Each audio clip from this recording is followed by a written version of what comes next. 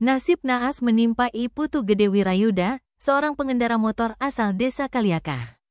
Ia tewas setelah terlibat kecelakaan lalu lintas di Jalan Raya Denpasar Gilimanuk, Desa Penyaringan, Kecamatan Mendoyo.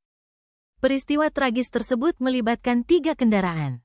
Kasat Lantas Polres Jembrana, AKP Oktamawan Abrianto, menjelaskan bahwa kecelakaan bermula ketika Gede Wirayuda melintas dari arah Gilimanuk menuju Denpasar dengan mengendarai sepeda motor Yamaha Jupiter MX.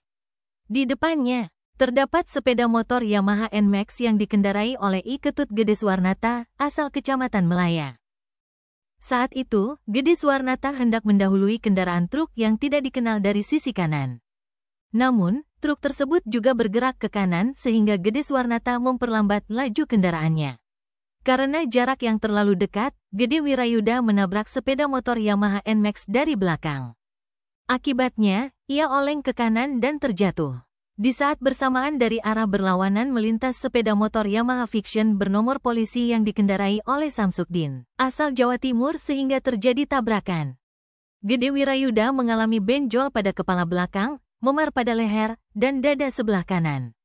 Korban meninggal dunia dalam perjalanan ke Puskesmas 1 Mendoyo.